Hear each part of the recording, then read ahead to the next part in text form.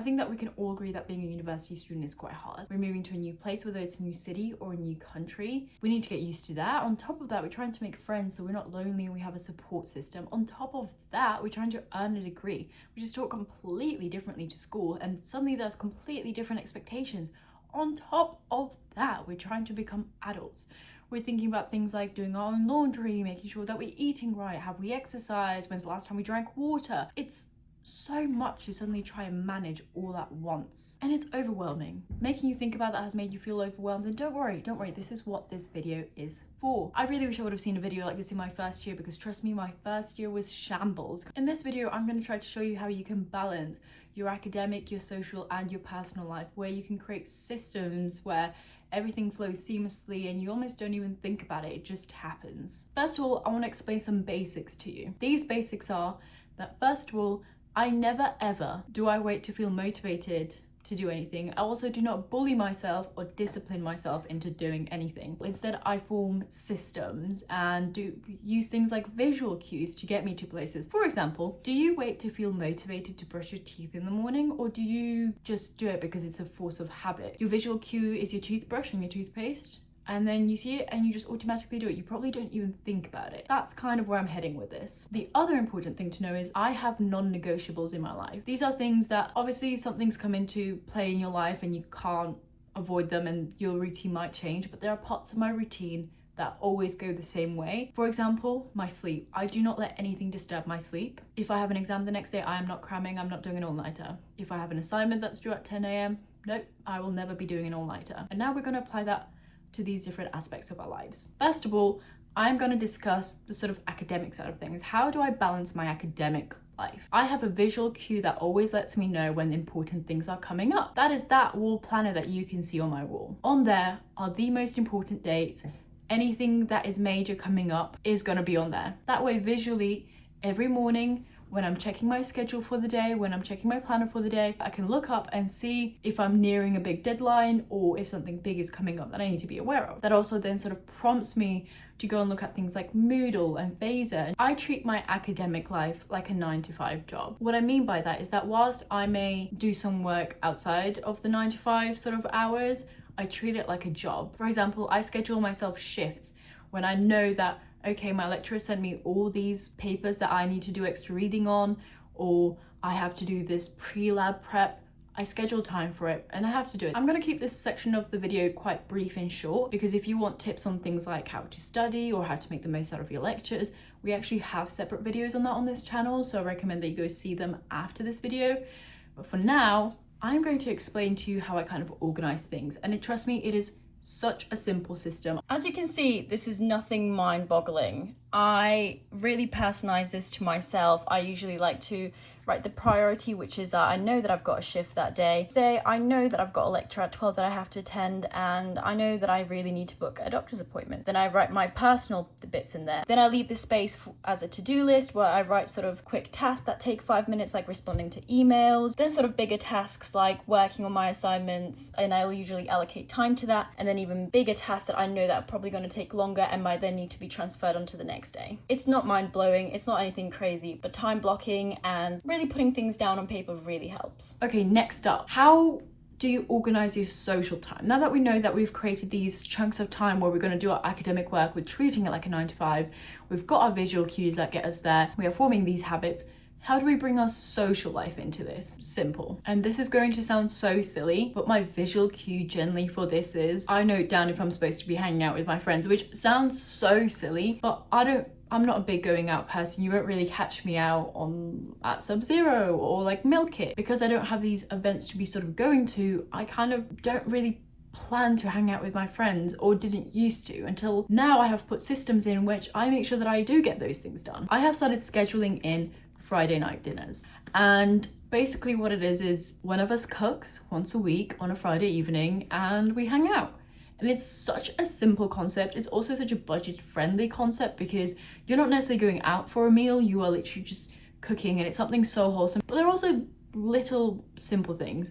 If you want to keep it really budget friendly, there are so many free SU events that you can attend with your friends.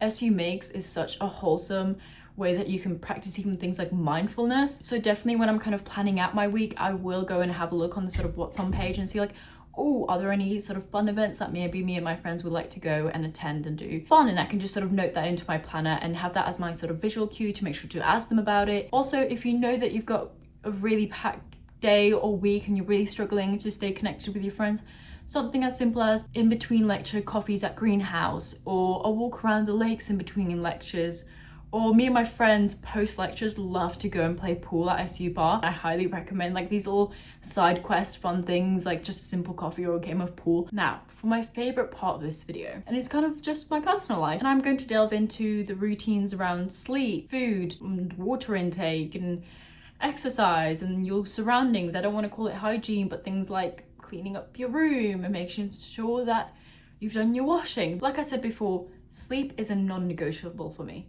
I go to bed by 11 p.m. I have a strict sleep hygiene routine, which I hate the fact that it's called that, but it basically means your bedtime routine. My visual cue for this is actually on my Apple Watch. That is not essential to everyone's life, but I actually get a notification at around 10 p.m. to let me know that at 11 p.m. I should be going to bed. Once I start getting that notification, I start winding down. I have a look at my planner, see if I've got anything important that I maybe need to be aware of. Let's say I have a 9 a.m. lecture. To make my life easier, I might therefore prep my outfit the night before. I'll make myself a peppermint tea, I'll have a shower. By the time I get out, it's cooled down. Then I do my skincare, do my hair care. I journal, brain dump if I'm feeling stressed out. If I'm not feeling stressed out, maybe I'll yap about something that I found interesting that day. Maybe I'll yap around something that's made me really think, like a podcast that I listen to.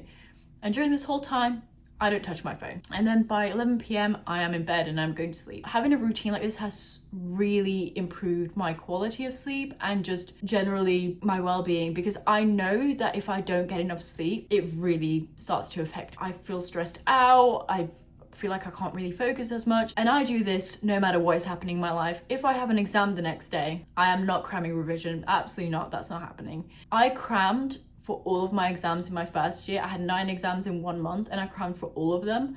It was a horrific month, and I did so much better in my second year exams where I implemented this, where I said, you know what, if I haven't revised enough, then that's my fault, but I'm not letting this affect my sleep. Just being so much more like awake and alert helped me so much more in my exams. So please don't cram, don't do things last minute. It's not worth the lack of sleep. Now I'm going to talk about food. Food is actually something that I don't think about too often because I meal prep. Boring as the whole chat about making sure that you're eating enough nutrients and things is, especially as someone who goes to the gym quite a bit, it's so important that I'm fueling my body well, and I make sure to make meals that are packed with protein and all the right stuff, and then I just freeze them. I honestly, at any given point, have about 3 or 4 different meals in my freezer that I rotate in between, seeing whatever I fancy, and I just think about food like once a week, where I'm like, do I need to meal prep anything else? My kind of visual cue for this is once again my planner. I do my food chops mostly on a Monday. Therefore, I know that on a Monday I start thinking about maybe what the club card prices are like and what I might want to eat or cook what I haven't had in a while. It's so low effort and it feels so lazy and easy, and you just don't think about anything. Exercise is also one of my non-negotiables. I follow an exercise routine, I have a workout routine. I like to do a combination of weight training and cardio. Exercise is a non-negotiable for me because I notice when I haven't exercised, because I will start getting so stressed out, generally start feeling so overwhelmed, and that's because exercise just makes me feel so much better. It also helps me with my sleep so much. If I haven't exercised, I'll notice that I'm feeling more stressed out and I'm struggling to go to sleep. This is also something that's really engraved in my routine now. When I talk about systems, what I mean is a couple months ago, or maybe a year ago, if you would have said to me, yeah, by the way, you wake up most mornings and go to the gym at 6 a.m, I would have looked at you and gone, absolutely not am I doing that.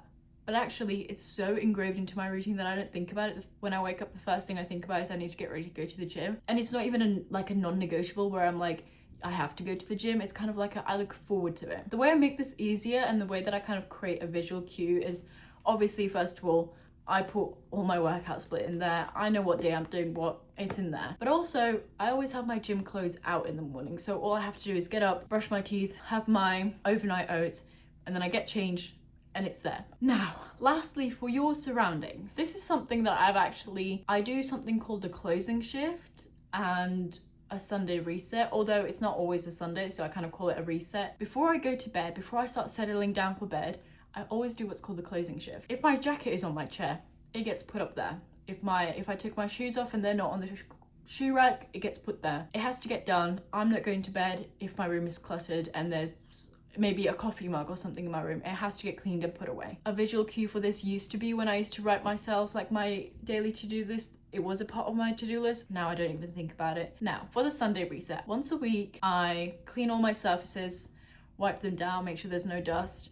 I change my bedding, I do my laundry, I clean my bathroom, I just clean up. And that is my specific day of the week where that gets done. And there's always a day of the week where this gets done, and it's like it has to happen. Allocating a day to this where you're like, I have to do it, it's non-negotiable, means that you don't even think about it, but your bedding actually gets changed once a week. You know, you actually get that washing done, and you're not on your like last pair of clothing and you're like, oh my god, I don't know what I'm gonna do, but I actually need to quickly get my washing done, but I've got a full day of lectures. It just ensures that that system is doing itself almost. I really hope that you guys have enjoyed this video. I think the biggest takeaway from this is, whilst all of these little things sound really daunting now, doing one step at a time, doing little visual cues to get you there, eventually you'll be so surprised you'll have habits out of these systems and you don't really think about things, they are just happening. Thank you so much for watching this video. I hope that you enjoyed it and maybe you took something away from it. I'll see you in the next one and good luck.